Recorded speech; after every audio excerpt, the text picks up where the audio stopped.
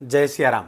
मैं आचार्य राजेश श्री राम जन्मभूमि अयोध्या से प्रिय दर्शकों प्रस्तुत हूँ आप सबके समक्ष मई महीने का राशिफल लेकर के। वर्ष 2026 का मई महीना मिथुन राशि के जातकों के लिए क्या परिणाम लेकर के आया है, तब जब आपके लाभ स्थान पर 3 ग्रह उसको एक्टिवेट करेंगे एक समय अंतराल पर।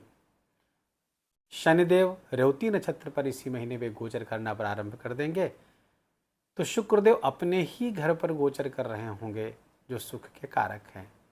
मंगल देव भी अपने ही राशि पर गोचर प्रारंभ करेंगे, अपनी ही मूल त्रिकोण राशि मेष राशि पर गोचर करेंगे और साथ ही 2 मई से वो उदय हो जाएंगे, क्योंकि अभी काफ़ी दिनों से वो अस्त चल रहे थे। क्या होगा इस सब का परिणाम मिथुन राशि के जातकों के लिए? आपके जीवन के प्रत्येक पक्ष को जानेंगे, समझेंगे कि ग्रह वहाँ पर कैसा क्या परिणाम देंगे, कहाँ सावधानियाँ बरतनी है और क्या उपाय करना होगा। उस सबसे पहले मैं आप सबसे क्षमा प्रार्थना करता हूँ कि वीडियो काफ़ी लंबे समय बाद आ रहा है, लगभग 1 महीने बाद। कथाओं में काफ़ी व्यस्तता होने के कारण लगातार कई कथाएँ थी, जिसके कारण से वीडियो नहीं बना सका। पिछले दिनों कई गोचर हुए हैं, कई ग्रहों ने बहुत विशिष्ट गोचर प्रारंभ किया है, उसके परिणाम का वीडियो नहीं दे पाया हूँ। इसी वीडियो में उसके परिणाम की बातों को, फलादेश को मैं इसमें शामिल करूँगा।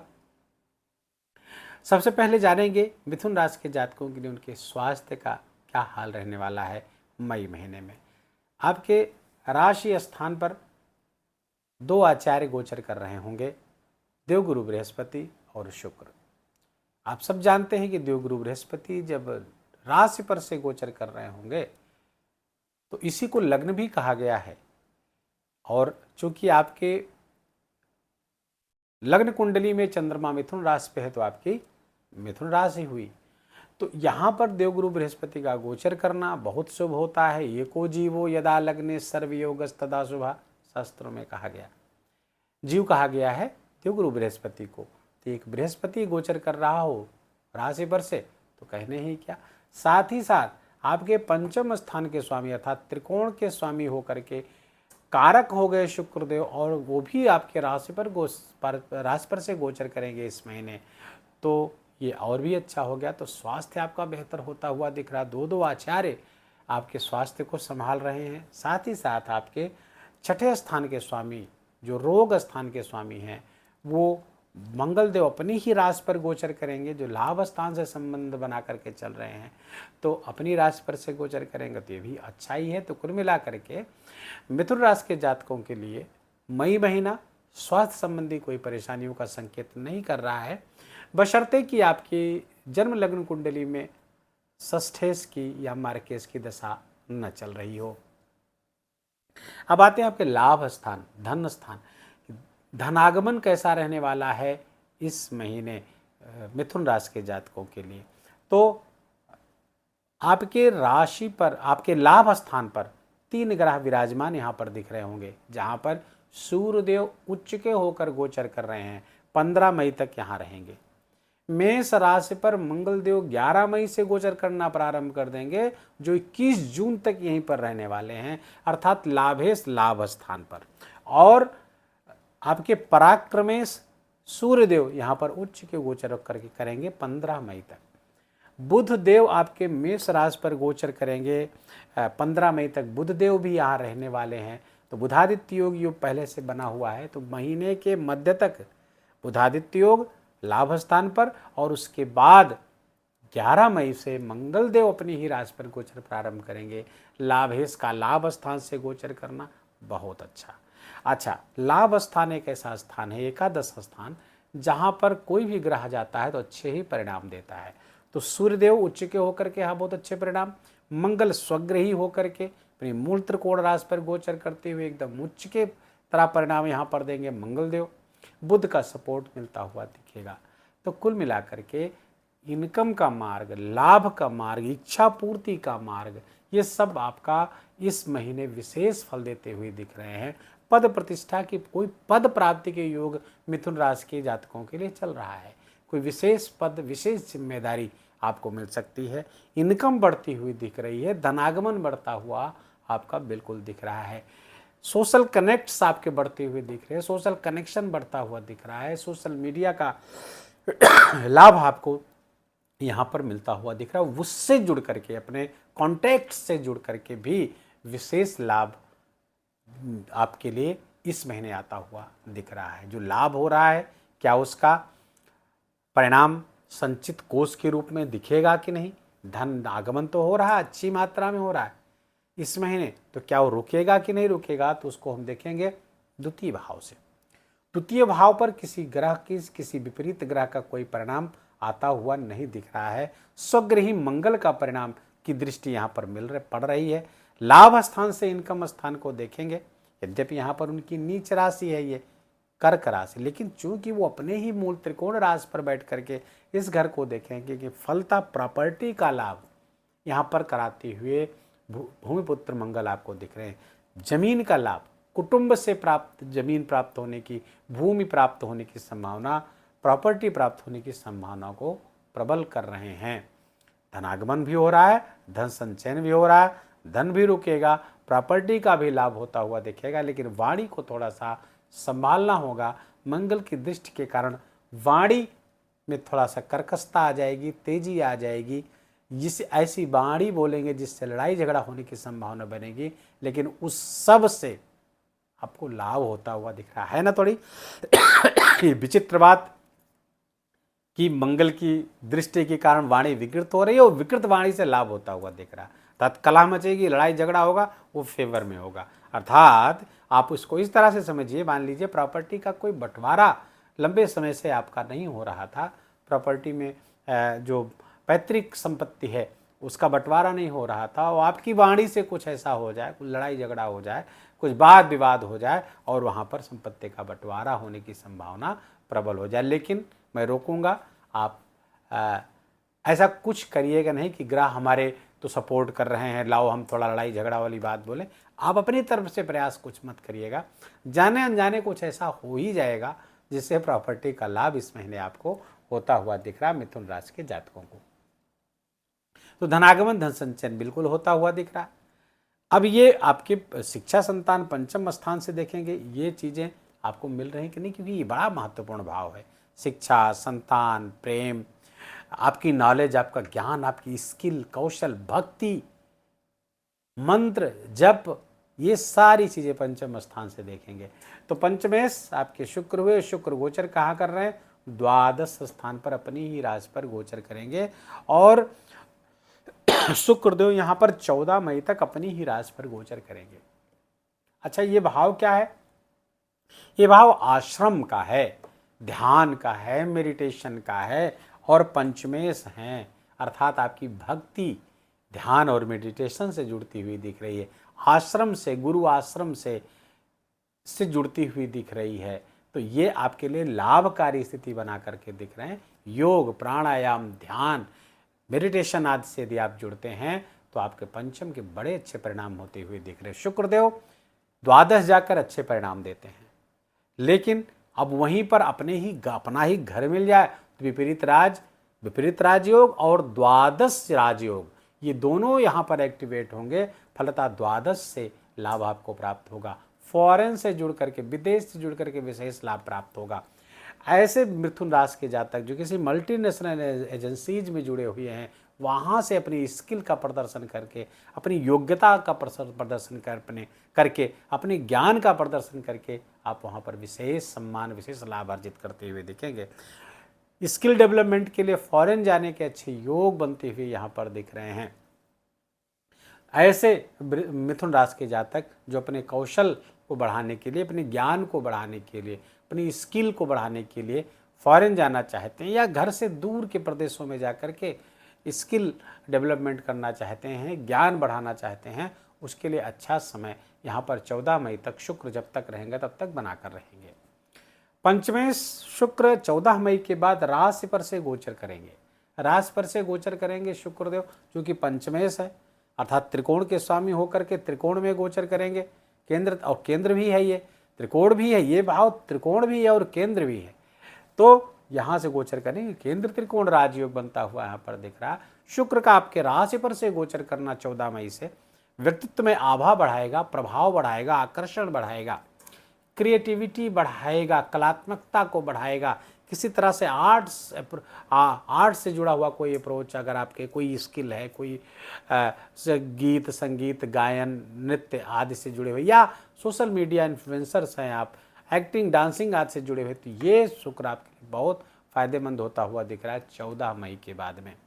व्यक्तित्व में आकर्षण बढ़ेगा, स्वयं को सजाएंगे, संवारेंगे, वस्त्राभूषण का लाभ दिलाएंगे 14 मई के बाद में।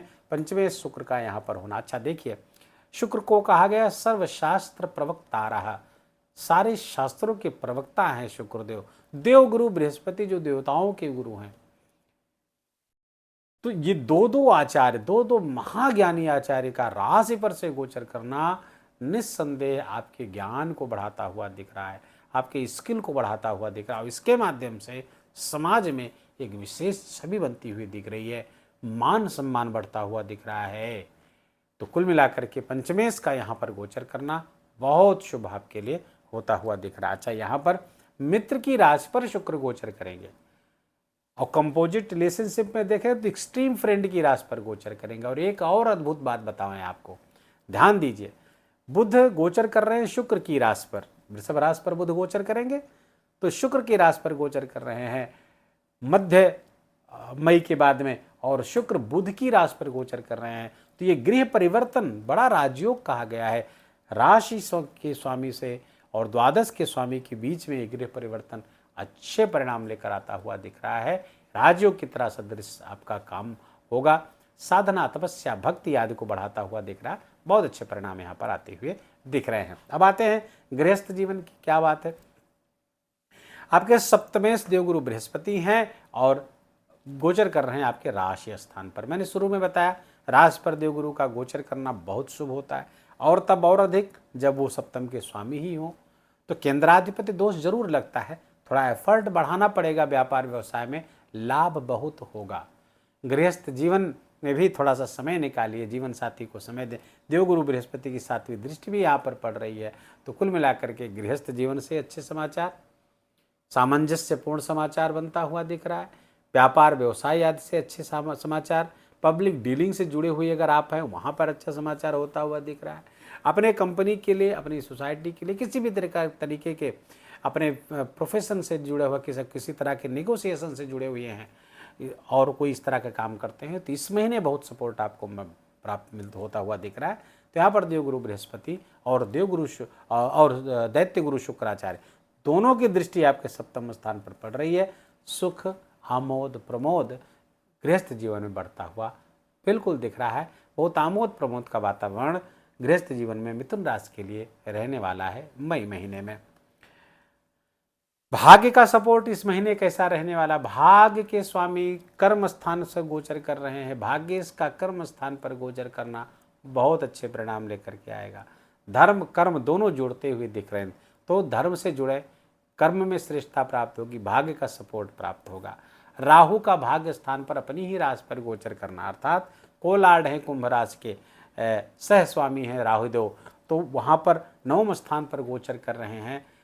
तो ये और अच्छे परिणाम लेकर के आएंगे। धर्म में विशेष रुचि जागृत निरंतर करते हुए दिख रहे, पिछले दिनों से लगभग 1 वर्ष से यहाँ पर विराजमान है। इस समय तो शतभिषा नक्षत्र पर गोचर कर रहे हैं, तो ये और अच्छे परिणाम यहाँ पर देंगे। लेकिन कभी कभी आपकी अपनी मान्यताओं, अपने जो रिलीजियस बिलीफ्स हैं, धार्मिक विश्वास हैं, उस पर प्रश्न चिन्ह लगाने का मन करेगा, लगेगा कि ये तो अच्छी बात नहीं है।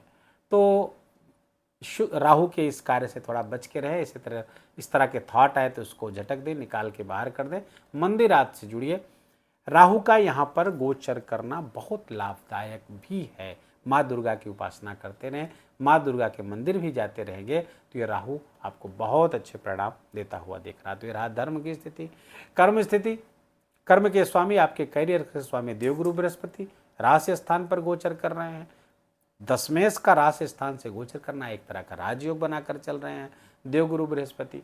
अभी 2 जून तक यहीं पर विराजमान रहने वाले हैं। करियर की श्रेष्ठता दिखेगा, और यहाँ पर शनिदेव का अनुशासन यहाँ पर दिखेगा। मंगल और शनि दोनों यहाँ पर मंगल तो मान लीजिए 11 मई तक ही रहेंगे, और 11 मई तक शनि और मंगल की गर्मी, मंगल का उत्साह, मंगल की ऊर्जा और शनि देव का अनुशासन आपके कर्म में आता हुआ दिख रहा है। फलता कैरियर में उन्नति होती हुई दिख रही है। चूंकि भूमिपुत्र मंगल आपके लिए लाभ के स्वामी हैं और कर्म से संबंध बनाए हुए, तो कर्म से लाभ, और उसके बाद तो लाभेश होकर के विराजमान हो जाएंगे 11 मई से, तो भी लाभकारी स्थिति होती हुई दिख रही। फिलहाल कैरियर आदि में अच्छी संभावना बनती हुई दिख रही, बशर्ते कि अनुशासित रहना होगा, जिम्मेदारियां उठानी पड़ेगी, काम का बोझ थोड़ा बढ़ता हुआ दिख रहा है। शनिदेव चूंकि उदय यहाँ पर शनिदेव रेवती नक्षत्र पर जब जाएंगे 17 मई से, और बुध देव चूंकि व्यापार के स्वामी है, उनका नक्षत्र है ये रेवती नक्षत्र, और वो गोचर कर रहे होंगे द्वादश से, तो कर्म आपका द्वादश से। ऐसे मिथुन राशि के जातक जो फॉरेन से जुड़े हुए, उनका ऐसा कोई काम करते हैं जो फॉरेन से हैं, चाहे वो मल्टीनेशनल एमएनसीज में काम करते हो, एक्सपोर्ट इंपोर्ट का कोई किसी भी प्रकार के काम से जुड़े हुए हैं, वो सब लाभकारी 17 मई से होता हुआ दिख रहा है। व्यापार बिजनेस करने वालों के लिए विशेष लाभ, कंप्यूटर आदि से जुड़े हुए, बैंकिंग सेक्टर से आज से जुड़े हुए, और खासकर ये सब चीज़ें विदेश के कंपनियों से जुड़ी हुई हैं तो विशेष लाभ कर देते हुए यहाँ पर दिख रहे हैं। लगभग सारे पक्षों को हमने छू लिया है आपके। उपाय क्या करें? उपाय के लिए सबसे पहले तो आपको हनुमान जी की आराधना करनी चाहिए, क्योंकि यहाँ पर शनिदेव आपके 9वें स्थान के स्वामी हैं और कर्म स्थान से संबंध बनाए हुए मीन राशि के हैं। मीन राशि के शनि बड़े परिवर्तनकारी होते हैं, बड़े बड़े परिवर्तन कराते हैं। तो हनुमान जी की आराधना निरंतर करते रहें, सूर्य भगवान को अर्घ दें, गायत्री मंत्र का जप करें, घर में पक्षियों के लिए जल आदि की व्यवस्था इस बीच बना करके रखिए, कुछ दाने जरूर डाल दिया करिए, और ये सब मिल करके आपके लिए मई महीने को बहुत बेहद खास करते हुए दिख रहे हैं। इस मई महीने के किसी मंगलवार को आप झंडा, जिसे पताका कहते हैं, किसी मंदिर, हनुमान जी के मंदिर या दुर्गा मंदिर में दान करेंगे तो केतु जो थोड़ा सा रिलेशनशिप में प्रॉब्लम क्रिएट कर रहा है भाई बहनों के बीच में, उस पर आपको बहुत राहत मिलेगी। वीडियो को यहीं विराम देंगे। वीडियो अच्छा लगा हो, आपके काम का लगा हो, मेरा बोलना आपका सुनना दोनों सार्थक हुआ हो, तो कृपा करके इस वीडियो को लाइक करिएगा, अपनों के साथ शेयर करके उनको भी इसका लाभ दीजिए। कमेंट में जाकर जय सिया राम लिखना बिल्कुल भी मत भूलिएगा। मेरा विशेष निवेदन, विशेष आग्रह आपसे, चैनल पर नए हैं तो इसको सब्सक्राइब कर लीजिए, बेल आइकन की घंटी दबा लीजिए, और प्लीज़ अपना बहुत बहुत ख्याल रखिए। जय जय सिया राम।